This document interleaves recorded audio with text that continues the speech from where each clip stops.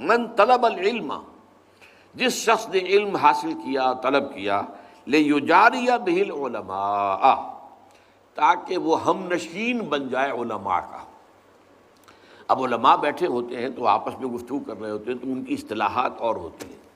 عام آدمی بیٹھا ہوا ان کی بات وہ آپس میں جب گفتگو کر رہے نہیں سمجھتے، لیکن وہ اصطلاحات گاڑھی مذہبی دینی اصطلاحات استعمال کرتے ہیں۔ تو میں بھی علماء کی مجلس میں بیٹھنے کے قابل ہو جاؤں، میں بھی تاکہ بیٹھوں اور وہی اصطلاحات جو ہیں ان کو سمجھوں بھی اور ان کے اندر میں گفتگو کر سکوں۔ وَلَيُمَارِيَ بِهِ السُّفَهَاءَ، یا روب گانٹھے بے وقوفوں پر، جو بے علم ہیں یا جو لوگ جاہل ہیں یا کم علم ہیں، ان کے اوپر جو ہے وہ اپنا ایک ان کے ساتھ بحث و تمہیز کرنے کا اپنا روب گانٹھے اپنے علم کا اور سکہ جمائے۔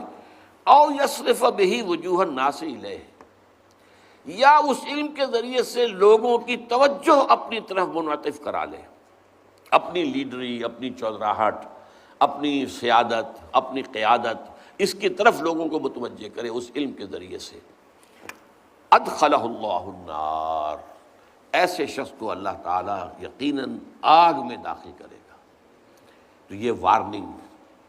یہ اس اعتبار سے کہ جو نیت ہے وہ صحیح ہونی چاہیے، اس لیے کہ اکثر محدثین نے اپنے جو مجموعے مرتب کیے ان میں سب سے پہلے وہی حدیث لائے کہ جو حضرت عمر رضی اللہ تعالیٰ عنہ سے مروی ہے نیت کے بارے میں، انما الاعمال بالنیات، اعمال کا دار و مدار نیتوں پر ہے۔ نیکی کا کام کوئی بڑے سے بڑا ہو، نیت خراب ہے تو اللہ کے ہاں اس کا کوئی وزن نہیں، بلکہ وہ اللہ تعالیٰ کے ہاں شرک میں بھی شمار ہو سکتا ہے۔ جس نے دکھاوے کے لیے من صلی یرائی فقط اشرکا، ومن صام یرائی فقط اشرکا،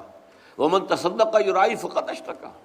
جس نے دکھاوے کے لیے نماز پڑھی اس نے شرک کیا، جس نے دکھاوے کے لیے روزہ رکھا اس نے شرک کیا، جس نے دکھاوے کے لیے صدقہ خیرات کیا اس نے شرک کیا۔ تو اللہ تعالیٰ جو ہے انما الاعمال بالنیات، تو اس طلب علم کے اندر نیت کا درست ہو جانا بہت ضروری ہے، اور اس نیت کے درست ہونے پر دار و مدار ہوگا کہ آیا اس کے ذریعے سے وہ درجہ جنت میں داخل حاصل ہو جائے گا جو نبیوں انبیاء سے متصل ہو، یا یہ کہ وہ دنیا کے اندر ذلیل و خوار اگر نہ بھی ہوا دنیا میں چاہے وہ کتنا ہی باعزت رہا ہو، آخرت میں ذلیل و خوار ہو جائے گا اور جہنم میں جھونک دیا جائے گا۔